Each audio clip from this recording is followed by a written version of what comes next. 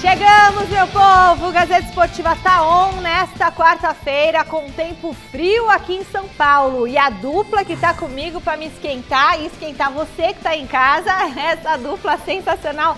Celso Cardoso, tem música? Celso Cardoso. Celso. Diga.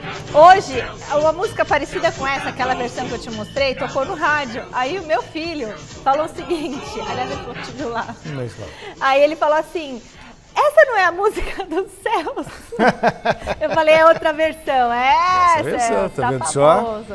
Muito boa noite, que eu devo ao pânico. Cardoso. Boa noite. É isso aí. E ele, o nosso super comentarista, Chico Lang, querido. Nossa, Chico... sempre me dá um frio na barriga. Ó, hoje, hein? Hoje, anota aí. Como que vai Jô. ser? Opa! Não é mais Depois de Jô. Depois de Jô. Quem é? William. Acabou. 2-0 Corinthians. Beleza, Chicão! E tenho dito, hein? Olha, hoje a gente vai falar da vitória do Palmeiras sobre o Independente Petroleiro. Teve recordes e até mensagem do ídolo Ademir da Guia.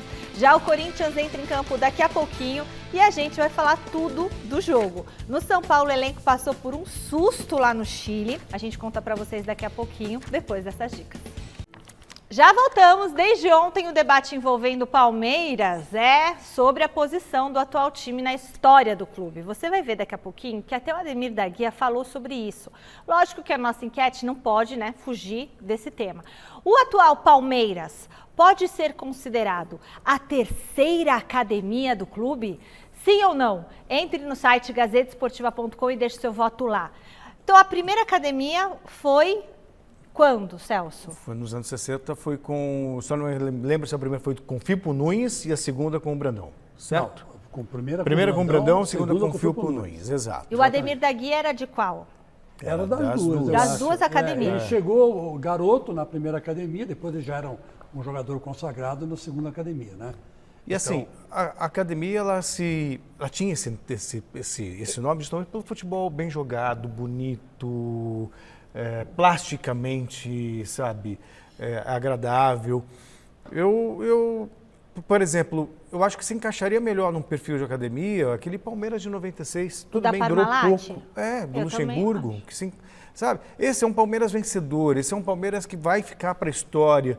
Mas eu não vejo sentido em ficar fazendo esse tipo de comparação, até porque... Então é a quarta academia. Porque aquele lá pode ser considerado a terceira. Não, eu acho que colocar como academia... Eu acho que não preenche todos os requisitos, a não ser de ser um time vitorioso, sabe? É um time vitorioso, é um time competitivo, mas não me agrada. Isso não se questionou naquele Palmeiras do Evair, do Edmundo? Nunca se falou sabe isso? Que eu não me lembro. Eu também acho não que lembro. Não, ninguém falou. Naquela época ninguém tocou nisso. Porque academia é academia, ficou e vai ficar para sempre. Não tem por que criar uma outra. Não vejo sentido. Chico Lang. Então, a Michelle não deixa de ter razão, não. Se fosse para, vamos dizer assim, a gente conceituar, essa teria que ser a quarta academia, né? Porque a terceira foi aquela mesmo, né? Da Parmalat. Da Parmalat, que ganhou quase tudo, ganhou 8 títulos. E ganhou jogando, assim... Não quero tirar o mérito não quero tirar o mérito do time atual, pelo amor de Deus. Mas era um Palmeiras que ia na Vila Belmiro e metia 6 no Santos. Metia 8 jogando em Ribeirão Preto contra um Botafogo. O quê? O Palmeiras do Edmundo, Evair, Duzinho, do Marcos? Era Rivaldo, Djalminha, Luizão. Exatamente. Sabe? Era um time absurdo. Esse era uma academia. 100 gols. Fez 100 gols no Campeonato Paulista. 100 gols. Nossa, é muito gol. É muito gol. Rompeu 103 gols. Rompeu a barreira dos 100. E era um time que ganhou notoriedade no mundo. Tinha o Miller, esse também, tá falando. Tinha o Miller, ganhou notoriedade no mundo. Fizeram comparações com o Ajax, que na época era um timaço também. Agora, eu vi a primeira academia jogar, vi a segunda academia jogar. O que era a academia do Palmeiras? O que era? Era mais ou menos isso que o Celso falou, um jogo muito técnico, um jogo de conjunto,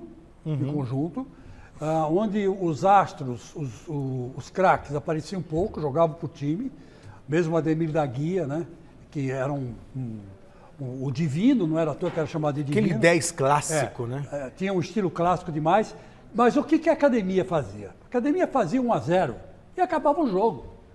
tocava a bola, cara. Tocava a bola e o time adversário não conseguia pegar. É por isso chamado da academia. Porque ela tinha esse negócio. Se o Palmeiras saia na frente, não perdia mais. Era difícil alguém virar em cima do Palmeiras. Entendi. Qual era o único time que não tinha time que conseguia virar em cima do Palmeiras? O Corinthians. O Corinthians. Então, os palmeirenses ficaram inconformados quando acontecia isso. Né? E uma vez eu estava no Pacaembu, é rapidinho essa aí. O Palmeiras estava ganhando de 1-0, né? E aí o Valdir Joaquim de Moraes era o goleiro, né? Primeira academia. E aí o que aconteceu? Ditão, faltando 2 minutos para acabar o jogo, fez de cabeça, deu a saída, o Corinthians recuperou a bola com o Nair, se não me engano, que deu para o Thales lançou o Benê entrou dentro da área e caixa, acabou o jogo. O Corinthians virou 2-1, faltando 3 minutos para acabar o jogo. Mais ou menos como o time está fazendo agora por aí. Então, vejam os senhores a rivalidade do Corinthians e Palmeiras como é que era. É isso aí. E é até hoje, né? Vamos ver agora como foi mais uma vitória do Palmeiras na Copa Libertadores. Põe na tela, diretor. Jogo do Palmeiras na Libertadores, mais uma goleada. Jogando contra o Independiente Petroleiro na altitude de Sucre, o Verdão abriu o placar de pênalti com Rafael Veiga. O segundo também foi do meia, depois da bola açucarada do Dudu. E adivinha quem marcou o terceiro? Golaço do camisa 23 do Verdão. Ele ultrapassou o Rony como o maior artilheiro do Palestra na Liberta. Depois de sair do banco de reservas, Navarro marcou o quarto do Alviverde. E Murilo, de cabeça, fechou o placar do atropelo. Já são 20 gols do Palmeiras na competição em apenas 4 jogos. O recorde da fase de grupos em uma única edição é do River Plate, com 22 bolas na rede.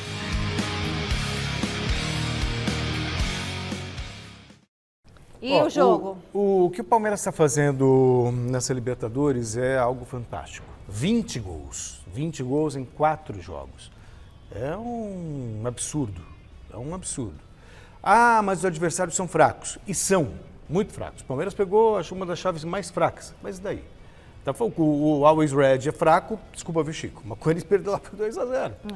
Sabe? Então o Palmeiras está cumprindo bem o papel dele. Hoje é o melhor time da América do Sul. Sobra o Palmeiras, essa é a realidade. Está jogando com muita confiança. Está aproveitando os adversários mais frágeis para fazer a diferença. Sem falar no número que o Palmeiras tem jogando fora de casa na Libertadores. São 18 jogos. 18 jogos sem perder. Claro que desses 18, de forte, você tem o Grêmio, você tem o Atlético Mineiro, você tem, enfim. Mas isso não tira o mérito do Palmeiras, sabe? Não tira. Então o Palmeiras tem tudo para terminar a fase com a melhor campanha que lhe permite decidir em casa até a semifinal. Depois a final é campo neutro, aí é uma outra história. Mas é um Palmeiras que está dando gosto de ver jogar. Olha, Celso, eu concordo com você, é a realidade, a gente não pode negar, são 4 vitórias, né? 4 jogos, 4 vitórias, 20 gols marcados. Esse Rafael Veiga tá com 13 gols, né? Ele igualou o Rony, não igualou? Não, ele é artilheiro do time na temporada e na história da Libertadores é o cara que mais fez gols. Isso, da Libertadores com 13 ou 14 gols. Até essa cavadinha, acho que são 13, essa cavadinha, olha, ele mudou o estilo de bater o pênalti. Então é evidente que o time está azeitado, né? Tá jogando direitinho. Esse Rafael Veiga, quando você falou isso, eu senti uma pontinha de inveja. Não, assim, é o tal negócio. O Rafael Veiga, ele não é um craque. Mas ele não é um craque. Craque não é. Não é aquele cara de passar por 5 caras e fazer o gol, como era o Rivelino, como era o Ademir da Guia, sabe? Não, ele não está nesse status quo. Mas ele é um bom jogador. É o melhor meia do futebol brasileiro hoje, eu acho. Hoje, você está certo, já foi o Everton Ribeiro, do Flamengo, né? Hoje, ele é o melhor meia do futebol brasileiro. Não vou citar o Arrascaeta, porque o Arrascaeta é o Arrascaeta a gente não conta porque é uruguaio, né? E tem muito mais categoria que o Rafael Veiga. Mas ele joga muito pro time, né? Joga muito pro time. Tá acertado esse trio de ataque do Palmeiras, é um negócio infernal, né? É um negócio difícil de segurar, o Dudu, o Rafael Veiga e o Rony. É muito difícil de segurar. Mas é o tal negócio, os adversários são fracos. Nas próximas fases, quando eles o Palmeiras pegar talvez brasileiros, né? Times brasileiros, a coisa complique, mas vamos ver, vamos esperar. Por enquanto tem que bater palma. Já voltamos a falar do Palmeiras. O Alexandre Silvestre traz mais informações para o debate, direto da Academia de Futebol. Boa noite, Silvestre. Ontem foi um dia especial para alguns jogadores do Verdão, né? Para vários, Michele. Antes das boas notícias, eu estou tentando cavar alguma coisa negativa nesse noticiário, só para ser do contra. E é muito complicado achar alguma coisa negativa em relação ao Palmeiras, atualmente falando. Mas eu consegui desenterrar duas historiazinhas. Por exemplo, o Abel Ferreira criticou o Wesley ontem na coletiva, porque o Wesley entrou no jogo e tocou numa bola que ia ser gol do Zé Rafael e por desconcentração atrapalhou, tocou na bola, o gol foi anulado por posição de impedimento. Então o Abel, por exemplo, nesse quesito, deu uma cutucadinha lá no Wesley. Uma questãozinha negativa no noticiário do Palmeiras. O outro probleminha é o garoto Gabriel Veron, que deixou o jogo no finalzinho da partida ontem com uma dor na virilha, uma fisgada na virilha, preocupa para os próximos jogos. Agora, o restante do noticiário é só coisa boa, o Palmeiras vive uma fase maravilhosa, são números e números positivos, o Palmeiras está empilhando recordes coletivos e individuais.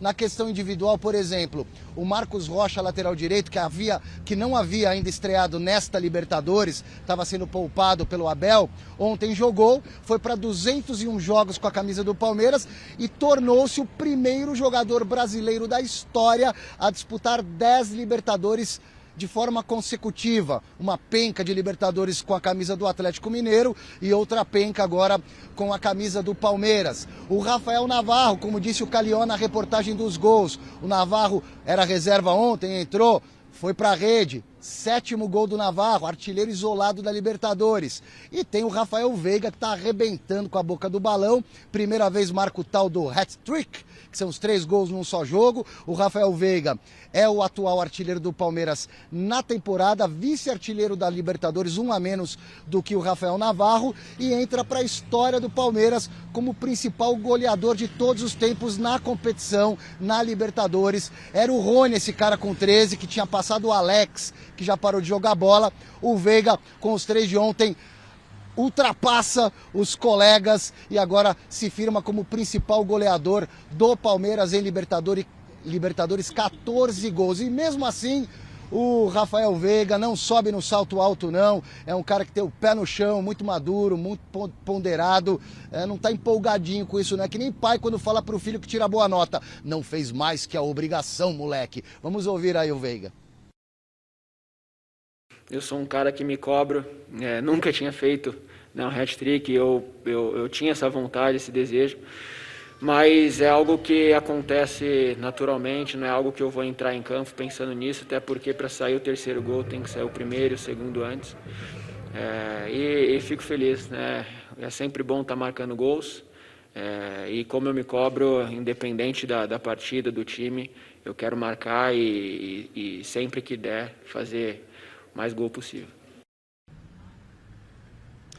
E mais um dado interessante, além de todos esses recordes aí individuais, o Rafael Veiga, ele de novo fez de pênalti, de cavadinha, sangue frio, nunca perdeu uma penalidade com a camisa do Palmeiras, 100% de aproveitamento. Como está em termos coletivos, o Palmeiras nesta fase de grupos da Libertadores 2022, 4 jogos, 4 vitórias, quase tudo goleada. Teve goleada de 8, de 5, de 4, ganhou também de 3-1, 20 gols marcados, apenas 2 sofridos. E aí aquela discussão da enquete do Gazeta Esportiva de hoje, né?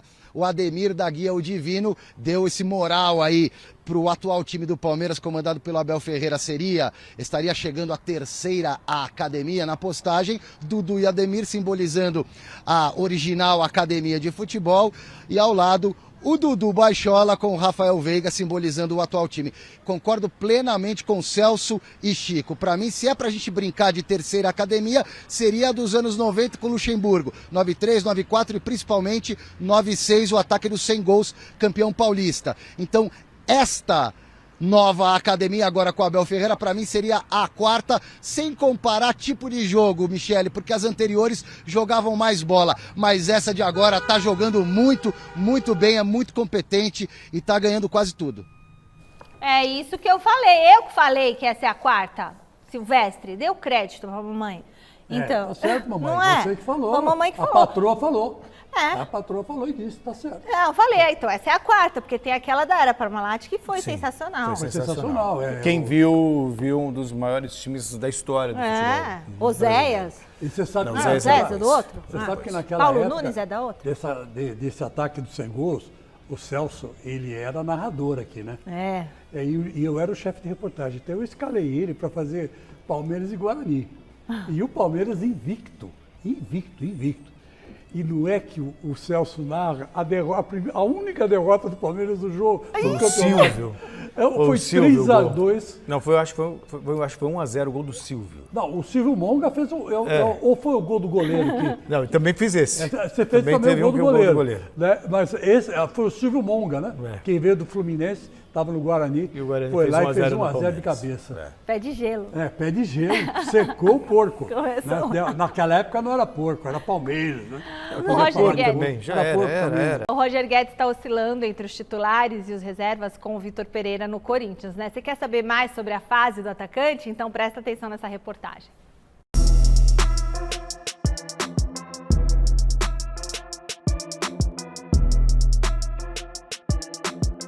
Logo na primeira entrevista como jogador do Corinthians, Roger Guedes foi perguntado sobre a posição em que gostaria de ser escalado.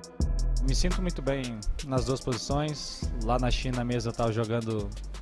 Joguei muito tempo por dentro lá também, como centroavante, segundo atacante. Mas a minha posição de origem sempre foi na ponta, então... Mas eu me sinto bem ali. Como eu falei, eu gosto de jogar solto no ataque. Ele às vezes não gosta muito de ficar só aberto, como eu gosto de jogar por dentro também. O tempo passou, o William chegou e o discurso mudou um pouco. Tenho mesmo os gols do ano passado. Fiz 7 ano passado e 7 esse ano, então tá a mesma coisa então praticamente. Mas acredito que ano passado eu estava jogando mais na minha posição, isso me dava mais confiança também. Esse ano eu acabei começando uma posição que não é a minha e agora acho que foi meu segundo jogo, terceiro jogo na minha posição, então é me adaptar novamente na minha posição. E não é só nas entrevistas que o atacante de 25 anos anda diferente. Em 2021 ele fez 19 jogos, todos como titular e só foi substituído 2 vezes. Foram 7 gols marcados nesse período. Em 2022, ele participou de 21 partidas, 17 como titular e também já anotou 7 gols. Mas a partir da chegada de Vitor Pereira, foram apenas 3 jogos inteiros. E tá na cara que tá rolando um certo incômodo. O atleta gosta de jogar todos os jogos, é como a gente falou, mas a gente sabe que tem uma sequência muito grande. A gente só sabe no dia de hoje, que a gente sabe o time que vai ser jogando, então tem uns atletas que gostam, outros não, mas é se adaptar ao Vitor também. O treinador português, que tem fama de linha dura, vai tentando controlar o atacante. O Roger tem uma personalidade, bom menino. Provavelmente é o jogador que eu mais tenho conversado. Tem que se levar, tem que saber levá-lo, tem que saber, para retirar o melhor dele, tem que saber falar um bocadinho ao coração e trazê-lo para o alinhamento que nós pretendemos. Mas depois de marcar 3 gols contra o Avaí, Roger Guedes se encheu de moral e falou o seguinte: acho que mostrei onde quero jogar. Foi uma conversa sadia que tive com ele. Lógico que prefiro jogar aqui, onde me sinto mais à vontade, onde posso usar a minha característica de fazer o facão toda hora. E o grupo já me conhece bastante nessa posição também. Palavras fortes, porém, que em nada mudaram a cabeça de Vitor Pereira. E quando a equipa tem necessidade, tem que se passar para lá o Roger e ele tem que entender que a equipa está primeiro do que ele próprio. Portanto, quando é preciso ir para o meio, vai para o meio, porque tem que ser assim, porque a equipa necessita. E talvez a equipe necessite de Roger Guedes hoje, contra o Deportivo Cali, depois de o William ter se desgastado tanto no último domingo. Pode ser mais uma oportunidade para o atacante mostrar o seu valor dentro de campo, pois com as palavras, o camisa 9 do Timão não anda em boa fase. E o Roger Guedes? O Roger Guedes eu acho polêmico, né?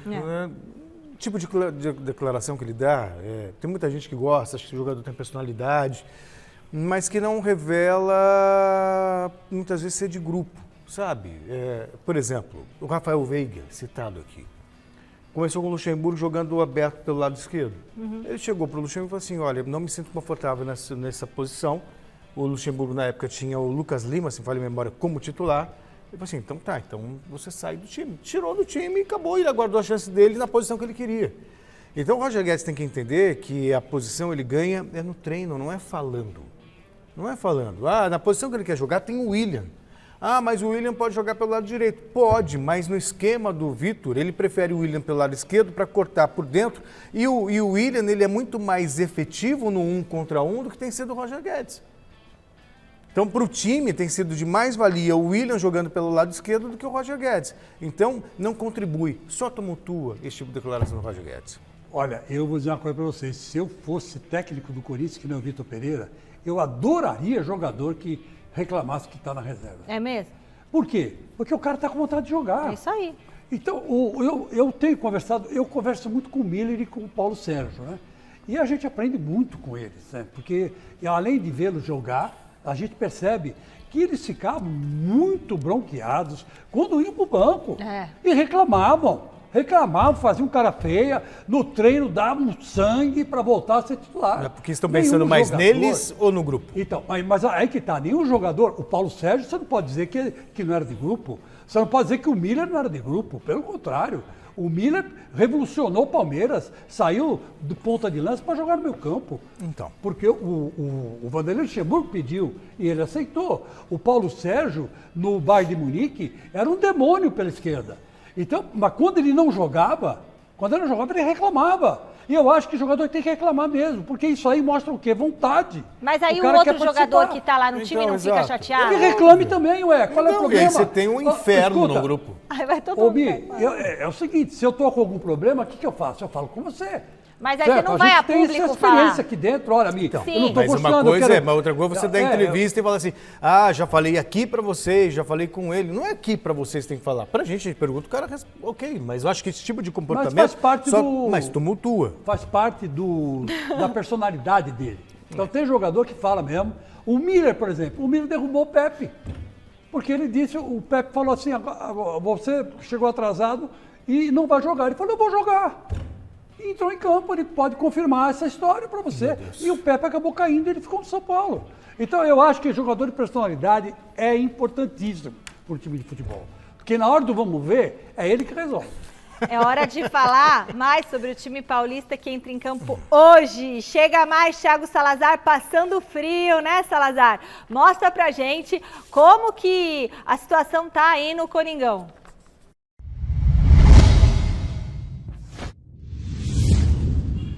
Boa noite, Michele, amigos do Gazeta Esportiva. Pois é, Michele, vocês sabem que eu tô com obra lá em casa, acabei não trazendo o casaco, não sei nem onde é que tá o casaco, hoje tô passando frio por aqui. Mas vamos falar do grupo do Corinthians, grupo E da Copa Libertadores da América, um grupo embolado, né? Um grupo onde os 4 times estão ainda na briga pelas 2 vagas às oitavas de final. E o interessante é que hoje, 4ª rodada, né? Primeiro jogo desse retorno da fase de grupos, e os 2 jogos vão acontecer simultaneamente. O Corinthians vai visitar o Deportivo Cali na Colômbia e o Boca Juniors pega o Always Ready lá na Bolívia. Ambos os jogos às 9 horas da noite, atenção, 9 horas, e não é 9h30 nem 9h45, 9 horas da noite, transmissão apenas pela Comebol TV. Interessante falando desse grupo, o Corinthians é o líder, 6 pontos, Cali e o Always Ready logo abaixo com 4 pontos, o Boca é o lanterna com 3. Situações em que o Corinthians não depende de ninguém. Se empatar hoje, vai depender apenas de uma vitória, né? E vai enfrentar os bolivianos aqui na Arena. A gente imagina que o Corinthians vai vencer esse jogo, então só com um empatezinho hoje o Corinthians já encaminha essa classificação. Outra situação, Corinthians tem 3 jogos para fazer. Imaginemos, não vença e também não perca nenhum deles, né? Empate os 3. também garante classificação independente de qualquer coisa. Ou seja, se o Corinthians não perder hoje, a situação fica muito bem encaminhada, independente do jogo na Bombonera, como algumas pessoas temem esse jogo na Bombonera e tudo mais. Se vencer hoje na Colômbia, aí a coisa fica muito mais fácil para o Timão avançar às oitavas de final. Daqui a pouquinho eu vou trazer mais detalhes sobre essa partida, mas antes de entregar para você, eu quero lembrar o seguinte: a Justiça Argentina julgou e condenou 2 torcedores argentinos por atos racistas. A notícia saiu hoje. O Gustavo Sebastián Gomes, torcedor do River Plate, que jogou bananas na torcida do Fortaleza num jogo em Buenos Aires, ele não vai poder frequentar estádios em Buenos Aires por 4 anos. Leandro Germán Ponzo, aquele que ficou imitando um macaco aqui na Neoquímica Arena em direção aos corintianos, ele também foi condenado um pouquinho mais branda. Não poderá entrar nos estádios em Buenos Aires por 2 anos. Brandas demais para mim. Enfim, eu só acho assim muito pouco, e a Conmebol também em nada faz para ajudar nessa situação, mas aí estão as condenações, Michele. Não, mas pelo menos ele não vai poder entrar no estádio de futebol. Pelo menos teve alguma coisa. Eu achei que não ia ter nada, então até achei que teve alguma coisa. Porque a gente já não espera mais nada. Aqui no Brasil não dá nada as coisas, né? Então... Mas eu dou os parabéns pro governo argentino de ter tomado essa providência. Muito bom, porque até foi um crime fora, né? Isso. Eu acho que foi um respeito ao povo brasileiro, né, que eles tiveram, porque afinal de contas é um ato de racismo, é uma ofensa a esse povo que ergueu o Brasil, né? Que é o povo negro, não se pode negar isso. Na Argentina, a relação com os escravos negros foi bem diferente, né? Lá quase não houve uma escravidão de negros, né? Era mais escravidão dos índios, né? Que existiam lá, né? Então, quer dizer, é diferente, mas foi assim uma atitude positiva do governo argentino. Eu também Gostei. achei. Eu duvido que o governo brasileiro tomaria uma decisão dessa. Duvido. Que algum promotor tivesse a coragem de impedir que um torcedor que tenha ofendido racialmente alguém e não entrasse mais nos estádios 2 anos. E a rapidez do julgamento. Foi uma rapidez terrível, porque pegou mal internacionalmente, né?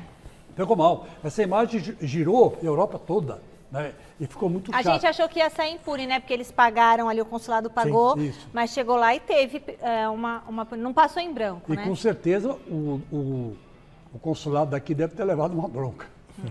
Olha só, você está precisando renovar o seu AVCB do Corpo de Bombeiros? A R3D, especialista em proteção passiva, tem a solução. Isso mesmo. O que isso significa? Aplicando os produtos R3D, seus revestimentos estão protegidos contra chamas. Servem para aplicações em tecidos, carpetes, madeiras, espumas, coberturas de piaçava, sapê e muitos outros. São exigidos pelo Corpo de Bombeiros em locais como hotéis, auditórios, clubes, eventos e em locais onde exista concentração de pessoas. Tem também as tintas intumescentes que determinam tempo de resistência ao fogo. A única produzida com tecnologia 100% nacional e que confere até 120 minutos de resistência ao fogo para estruturas. Olha que maravilha! R3D Engenharia Anti-Chamas, protegendo do fogo o seu patrimônio e principalmente vidas. Para maiores informações, você pode acessar o site r3dengenharia.com.br, r3dengenharia.com.br ou telefonar. Ligue no 11 5621 7373. Vou repetir, 5621 7373. R3D Engenharia. Diga, desculpa, Chicão. Mas eu quero aproveitar esse ensejo para dizer o seguinte, que não podemos esquecer jamais a tragédia da Boate Kiss, né, no Rio Grande do Sul. Você vê se tivesse, que né? morreram mais de 200 pessoas. Por isso que pisoteadas, queimadas, né? Então, eu não tenho nada a ver com o seu testemunhal, mas eu acho que prevenir é melhor que remediar. Com certeza, Chicão. Bora lá para o CCT da Barra Funda conversar com o Osmar Garrafa. Boa noite, Garrafa. Que história é essa de que o elenco do São Paulo tomou um susto lá no Chile? O que aconteceu?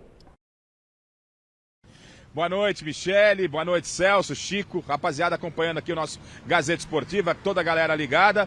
Lembra que eu falei hoje pra você, Michele? São Paulo vinha numa maratona de jogos, né? São Paulo jogando fora, viagem pra lá, viagem pra cá. E o que o Rogério fez? Jogou na segunda-feira, vai jogar só na quinta, agora pela Copa Sul-Americana, contra o Everton em Vinha Del Mar. Falou, quer saber? Vamos antecipar a viagem, assim a gente pode descansar com mais tranquilidade, com maior calma. O time foi para Santiago do Chile, que fica próximo a Vinha Del Mar, e só hoje está seguindo nesse momento viagem para Vinha Del Mar. E o que aconteceu nessa madrugada?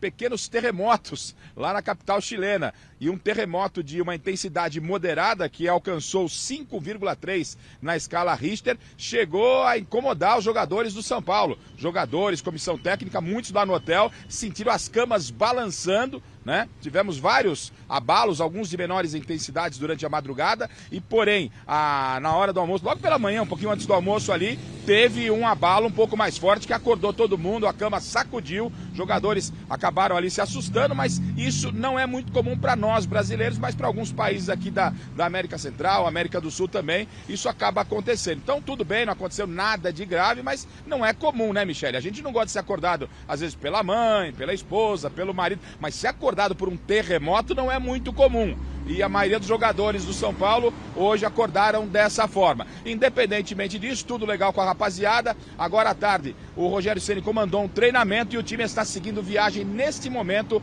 para Vinha Del Mar, aonde enfrenta o Everton amanhã pela Copa Sul-Americana. Em caso de vitória, o tricolor praticamente encaminha a classificação. Na próxima volta, eu venho para falar da preparação do time, um provável São Paulo, jogadores que podem jogar, jogadores que podem ficar de fora, mas essa não é comum não, né? Ser acordado com um terremoto não é fácil não, né, Michele?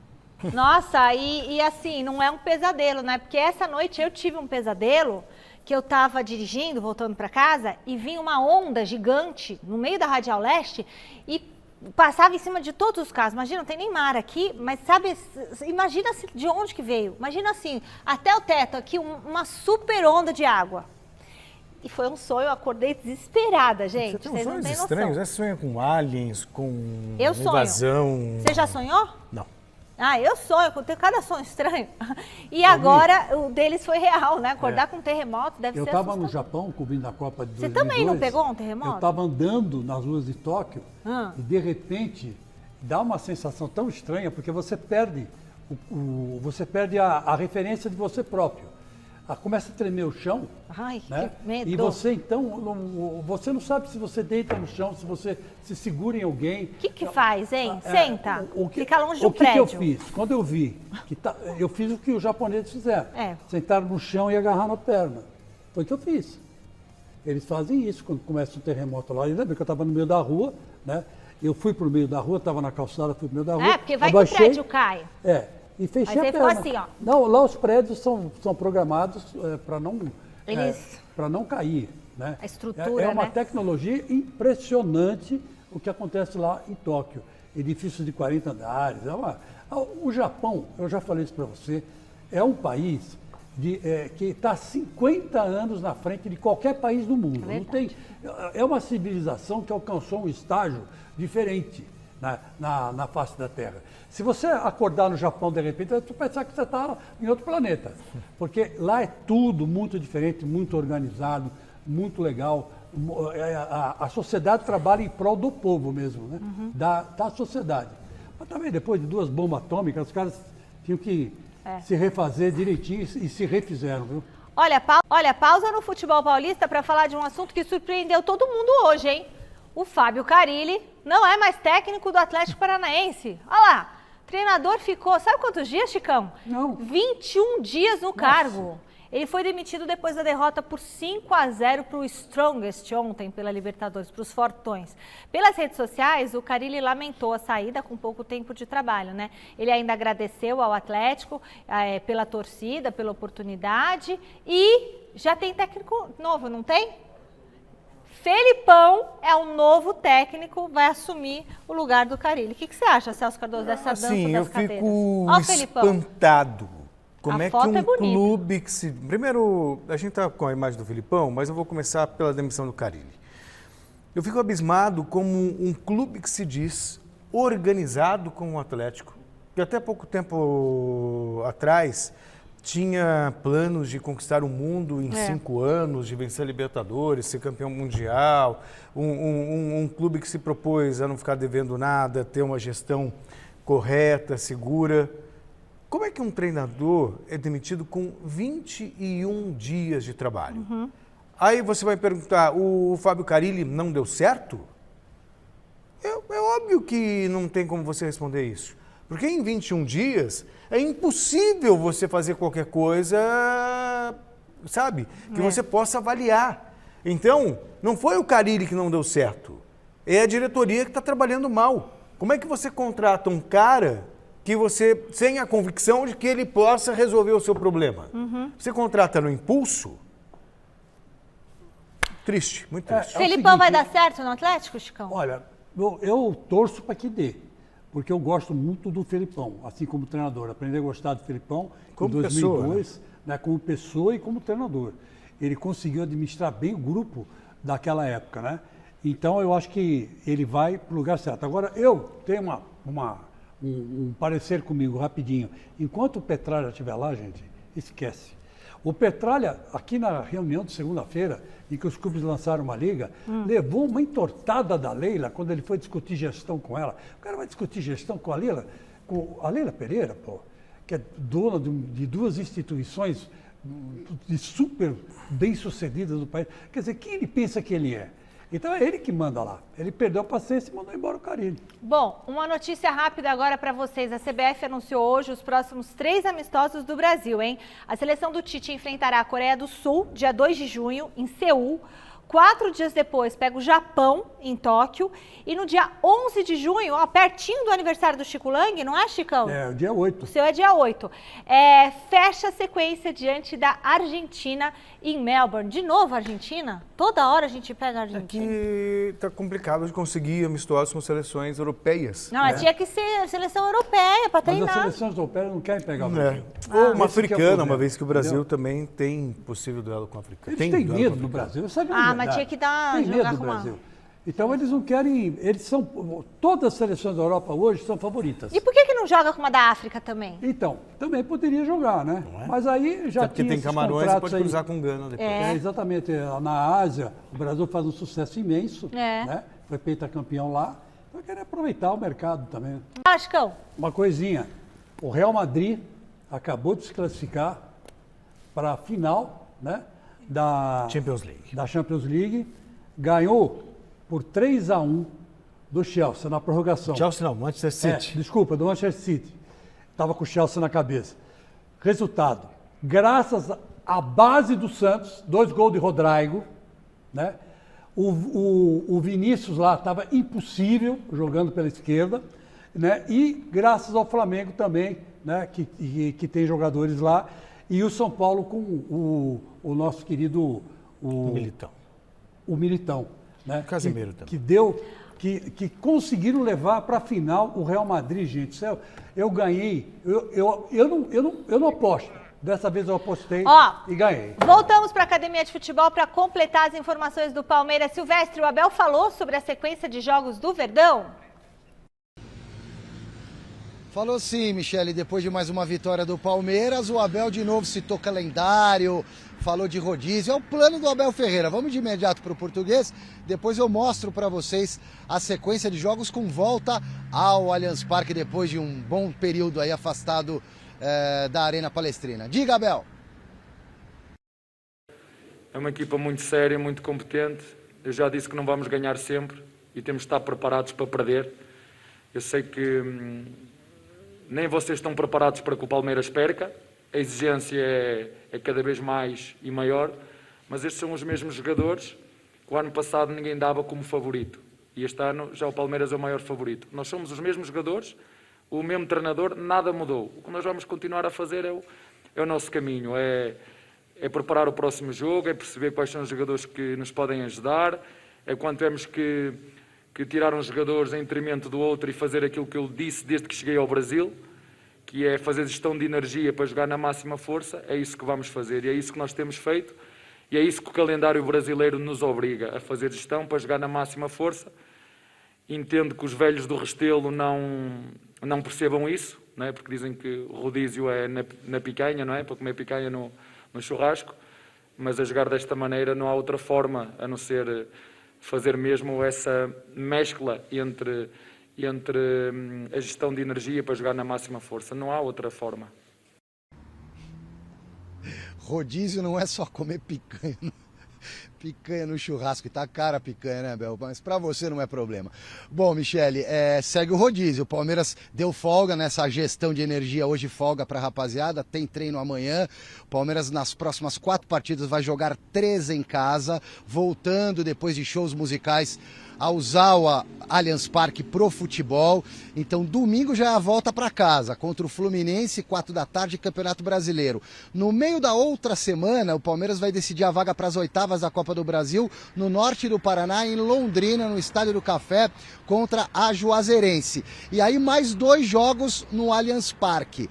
Dia 14, Campeonato Brasileiro Red Bull Bragantino, e dia 18, mais uma pela Libertadores contra o Emelec. Essa é a sequência do Verdão, que tem 3 jogadores no departamento médico. Eu estou colocando 3 porque o Gabriel Veron voltou com esse problema na virilha, no adutor da coxa. Já estava um demolho, o Luan na fase de transição de uma distensão muscular e o Jailson, que só volta mesmo no final da temporada, talvez só no começo do ano que vem, porque rompeu os ligamentos do joelho. Michele, um beijo, boa noite para vocês. Beijo, Silvestre, boa noite. Fala, Celso e Chico. Bom, não temos muito tempo, né? Palmeiras é simples assim, o melhor time da América do Sul e segue o baile. Eu tô esperando um tropeço, né? Eu acho que quando começar a perder não para mais, né? Mas enfim, é uma opinião. Olha, Salazar, de novo você aí direto do Parque São Jorge, a grande expectativa do torcedor do Corinthians é sobre a escalação para hoje. Já dá para a gente ter uma ideia dos 11 titulares contra o Deportivo Cali?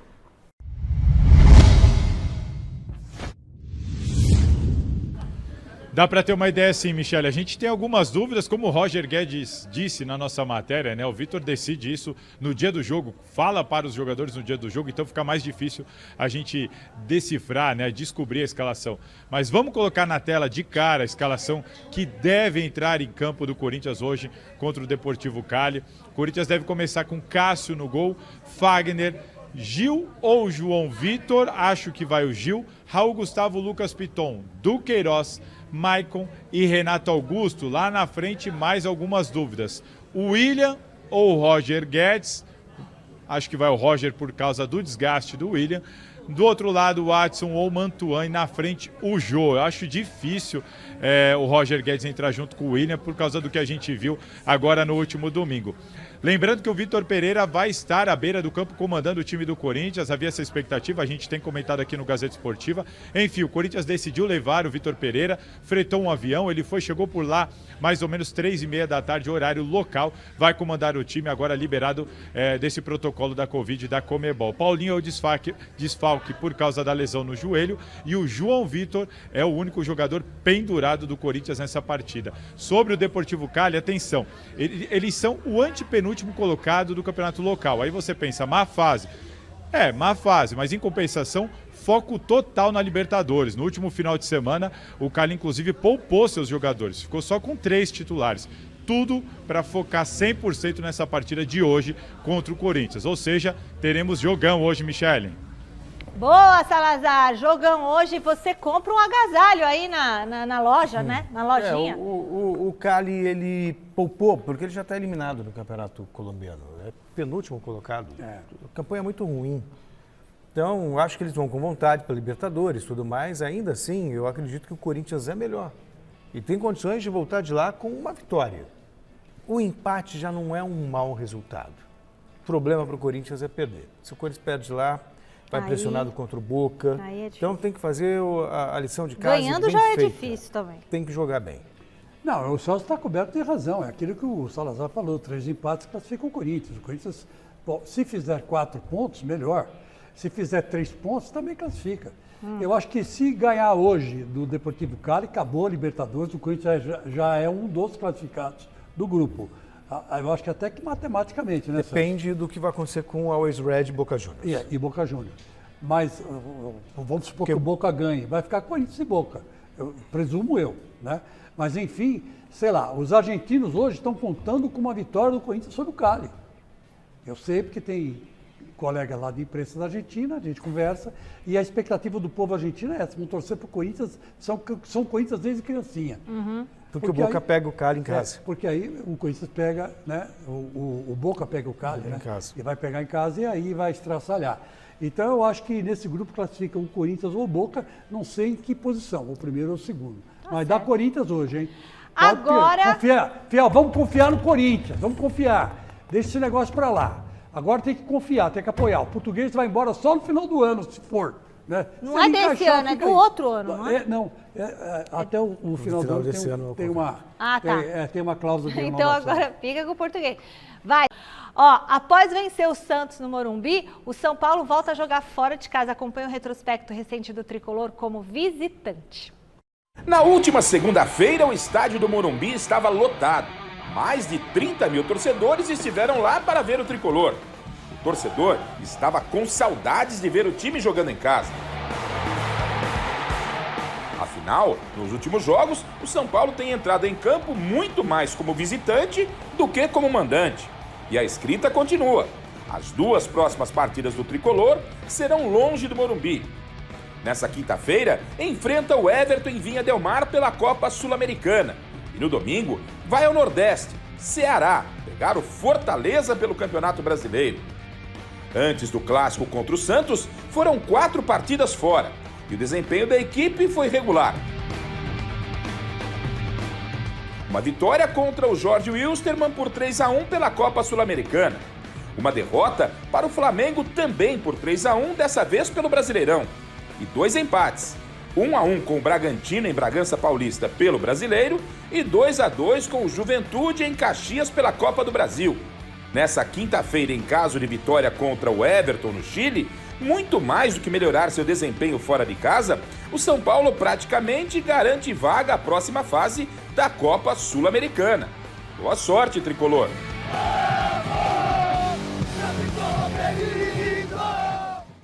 Fechando o giro de repórteres, trazemos novamente o Garrafa para a tela. Rogério Ceni vai colocar time misto amanhã, Garrafa?